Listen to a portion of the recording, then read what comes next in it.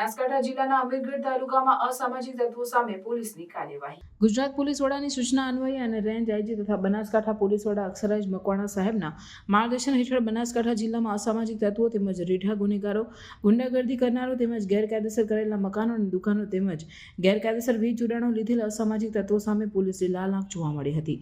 ત્યારે અમીરગઢ તાલુકાના અમીરગઢ પીઆઈ એસ.કે. પરમાર સહિત પોલીસ સ્ટાફ દ્વારા અસામાજિક તત્વો સામે કાર્યવાહી હાથ ધરી છે, જેમાં નેશનલ હાઈવે ઓથોરિટીની ટીમ સાથે રાખીને આબુ હાઈવે ખેડૂતર પાટિયા પાસે અને નવા ભડત પાસે ગેરકાયદેસર કરેલી દુકાનો તોડી પાડવામાં આવી હતી અને આગળ પણ ગેરકાયદેસર કરેલા દબાણો દૂર કરવાની કાર્યવાહી હાથ ધરવામાં આવી રહી છે। તેમજ અમીરગઢ પીઆઈ એસ.કે. પરમાર સાહેબ દ્વારા વધુમાં જણાવવામાં આવ્યું હતું કે અસામાજિક તત્વો અને વારંવાર ગુનાઓ કરી રહેલ ગુનેગારોનું લિસ્ટ તૈયાર કરવામાં આવેલ છે અને આવા રીઢા ગુનેગારો અને અસામાજિક તત્વો સામે કાર્યવાહી હાથ ધરવામાં આવશે।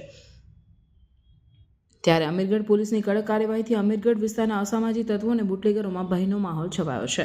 સ્ટોરી વિશાલ સિંહ ચૌહાણ।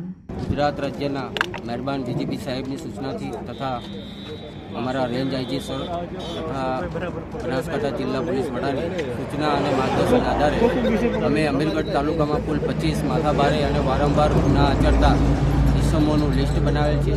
જેઓ ગેરકાયદેસર વીજ કનેક્શન તથા મકાન કે દુકાન જો ગેરકાયદેસર બનાવેલ હોય તો તે દબાણ દૂર કરવા માટેની કાર્યવાહી ચાલુ છે।